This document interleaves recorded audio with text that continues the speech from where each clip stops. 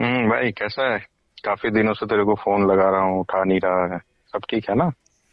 Uncle कैसे हैं। ठीक है यार। अभी क्या बोलूँ, आईसीयू से अभी नॉर्मल वार्ड आए हैं यार, 2 दिन हुआ है। अच्छा। हम्म, तो अभी डॉक्टर क्या बोल रहे हैं। क्या बोलेंगे यार, वही सेम, वही चीज बार बार बोलते रहते हैं। अभी कीमोथेरेपी होल्ड पे है, बाकी तो बोलें कि ठीक हो जाएंगे टाइप का। बट मैं बहुत थक गया हूँ यार, मेरे को समझ नहीं आ रहा है। कोई बोलते हैं कि ठीक भी नहीं होंगे शायद। ऐसा ही है, डॉक्टर भी ऐसे ही बोल रहे हैं, अगर इसी तरह से रहेंगे तो शायद ठीक ना हो करके। नहीं यार, चिंता मत कर। मुझे बस बुरा लगता है कि ये कोविड वोविड की वजह से मैं तुम्हारे पास वहाँ पे हूँ नहीं। वहाँ पे हम्म, होता तो बहुत सारा हेल्प कर पाता। ऐसे सिचुएशन में मुझे हम्म। वहाँ होना चाहिए था।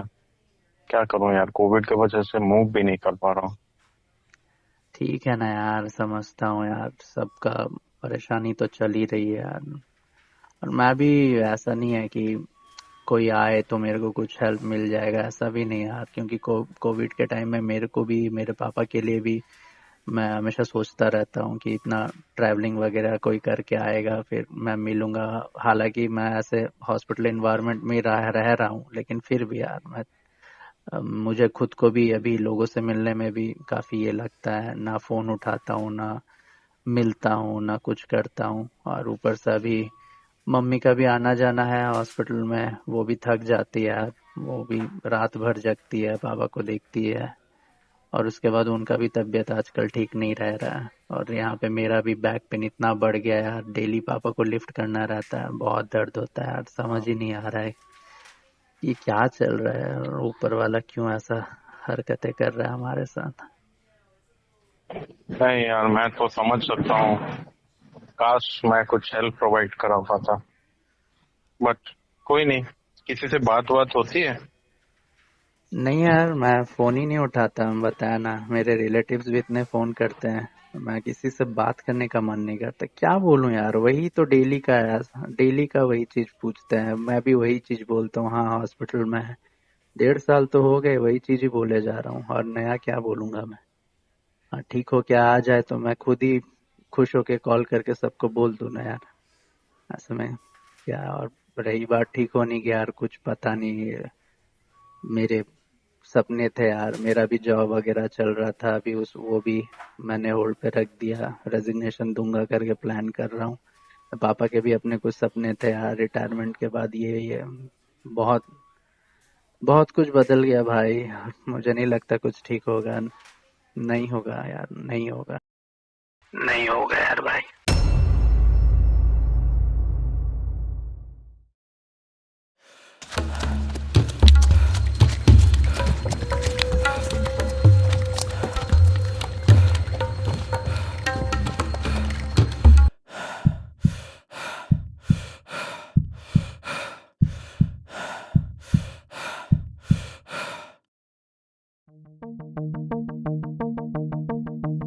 जीवन की यही सच्चाई है।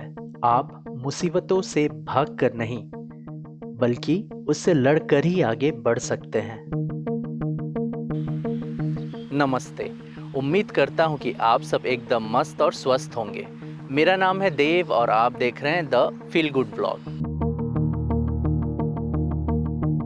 ये व्लॉग एक series of vlogs, a story untold का फाइनल पार्ट होने वाला है। जो इस व्लॉग को पहली बार देख रहे हैं, उनको मैं रिक्वेस्ट करूंगा कि आप पिछले व्लॉग्स को ज़रूर देखिए, क्योंकि ये व्लॉग कंटिन्यू रहने वाला है मेरे पिछले व्लॉग से। व्लॉग के स्टार्टिंग में आपने एक रिकॉर्डिंग सुना। ये रिकॉर्डिंग मेरे और मेरे एक दोस्त का है, और ये रिकॉर्डिंग उस वक्त का है जब पापा नॉर्मल वार्ड से आईसीयू शिफ्ट हो चुके थे। पापा आईसीयू आने के बाद काफ़ी अजीब रिएक्ट करते थे। वो काफ़ी ज़्यादा रोते थे। रोते रोते बोलते थे कि मेरी वजह से तुम सबको कितनी परेशानियां हो रही है। मैं पापा को कहता था, आप ऐसा मत सोचो। मुझे पता है कि अगर आपकी जगह मैं भी होता तो शायद आप मुझसे भी ज़्यादा ज़ोर शोर लगाकर आप मेरा इलाज कराते। पापा को नॉर्मल वार्ड में 2 वीक का एंटीबायोटिक प्रिस्क्राइब किया गया। इसी बीच पापा के डिजीज़ के कारण वो काफ़ी ज़्यादा रेस्टलेस फील करते थे। वो बिल्कुल भी रेस्ट नहीं कर पाते थे, ना ही दिन में ना ही रात में। एक बात तो है कि पेशेंट के साथ साथ अटेंडर को भी काफ़ी सफ़र करना पड़ता है। उस वक्त मैं काफ़ी ज़्यादा चिड़चिड़ फील करता था क्योंकि मैं खुद भी रेस्ट नहीं कर पाता था। इसीलिए मैं किसी का फ़ोन कॉल्स भी अटेंड नहीं करता था, किसी से कम्युनिकेट करना भी पसंद नहीं करता था। इसके साथ साथ मैंने रेजिग्नेशन भी दे दिया था मेरे जॉब से और नोटिस पीरियड भी सर्व कर रहा था। पापा का 15 दिन का एंटीबायोटिक प्रिस्क्राइब तो था, साथ ही मैं प्राइमरी कंसल्टेंट से पूछने गया था क्या पापा को दोबारा सेकेंड लाइन का कीमोथेरेपी दिया जाएगा, क्योंकि पहले तो यही बात हुआ था कि आरजीडीपी का 6 साइकिल पापा को लेना पड़ेगा और उसके बाद ऑटोलॉगस बोन मैरो ट्रांसप्लांट का भी प्लान था।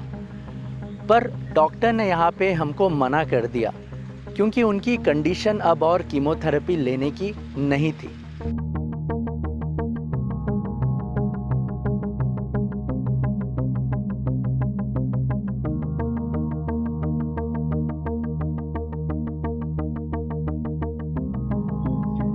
इधर से हमें ये पता चला कि पापा को बस सपोर्टिव केयर पर ही रख सकते हैं। डॉक्टर कहीं ना कहीं ये भी समझा दिए कि ऐसे केसेस में पेशेंट के पास ज़्यादा वक्त नहीं होता।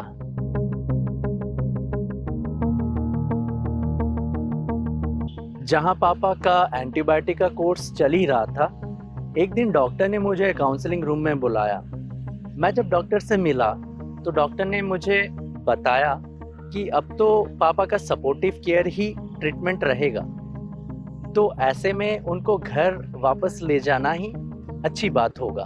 तब डॉक्टर फाइनेंशियल टर्म्स में भी बात कर रहे थे क्योंकि हमारा तब तक का हॉस्पिटल का एक्सपेंस करीब 35 लाख हो चुका था। मुझे बहुत पहले से ही काफ़ी लोग ये कहते हुए आए कि इस टाइप का ब्लड कैंसर में पेशेंट पे ज़्यादा होप नहीं रख सकते। पापा से बढ़कर कुछ नहीं लगा। मैं पूरा रेडी था, अगर प्रॉपर्टी भी बेचना पड़ेगा तो भी हम बेचकर पापा का ट्रीटमेंट कराएंगे, पर उनको ये कभी फील होने नहीं देंगे कि हमने ट्राई नहीं किया।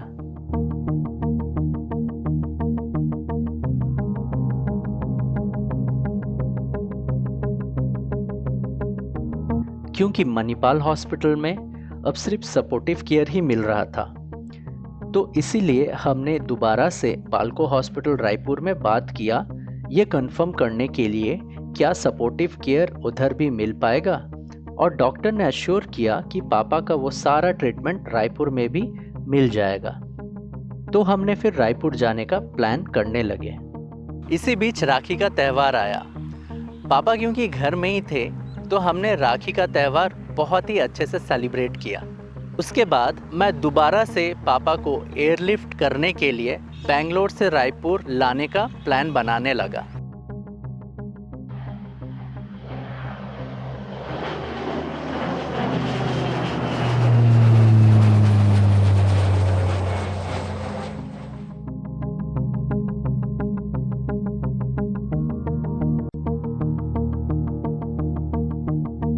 हमने सितंबर मंथ में पापा को बेंगलोर से रायपुर वापस ले आए।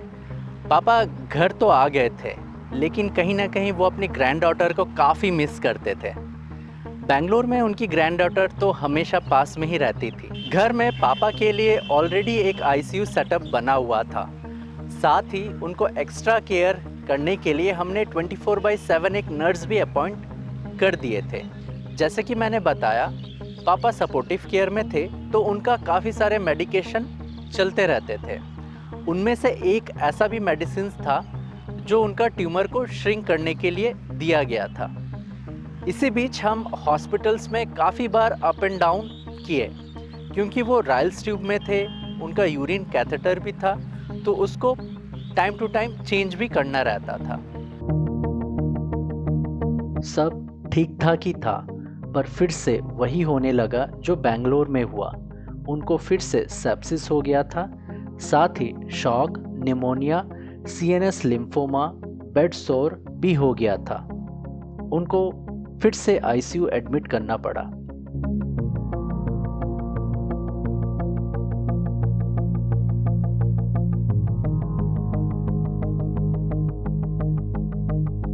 पापा को इस बार हमने नारायणा एमएमआई हॉस्पिटल रायपुर में एडमिट कराया था, क्योंकि बालको मेडिकल सेंटर पे न्यूरो एंड कार्डियोलॉजी डिपार्टमेंट नहीं थे और पापा को सुपर स्पेशलिटी हॉस्पिटल की ज़रूरत थी, क्योंकि पापा बार बार आईसीयू जैसे फैसिलिटी में एडमिट होते थे।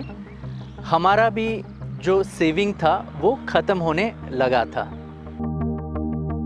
इसी बीच मैंने सोचा क्राउड फंडिंग प्लेटफॉर्म जैसे कि keto.org या impactguru.com जैसे प्लेटफॉर्म से कुछ फंड रेज किया जाए।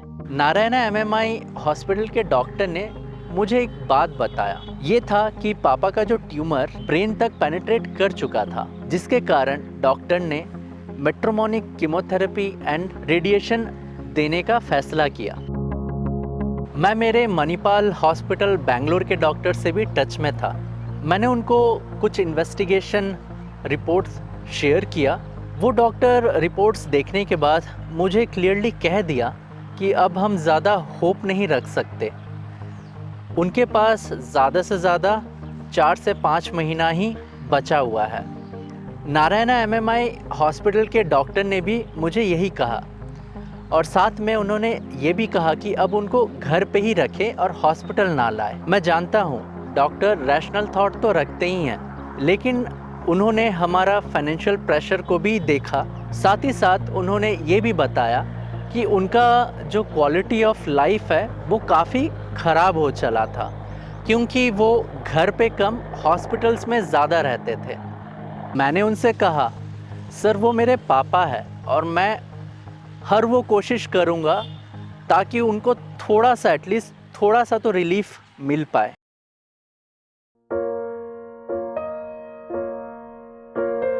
पापा 2 दिसंबर 2021 को डिस्चार्ज होकर घर आए और पापा को हमने व्हीलचेयर पे बैठाकर बालकनी में लेकर आए। पापा को बालकनी में आना बहुत अच्छा लगता था। ये कुछ फोटोज़ और वीडियोस तब खींचा था मैंने। पापा उन दिनों काफ़ी चुप रहते थे, ज़्यादा बात नहीं करते थे, बस मुझे और मेरी माँ को देखते रहते थे घंटों भर, जैसे कि उनके मन में कुछ तो बात थी जो वो बोल नहीं पाते थे। मुझे ये भी लगता था कि कहीं ना कहीं वो ये भी समझने लगे थे कि अब शायद उनके पास ज़्यादा समय नहीं बचा।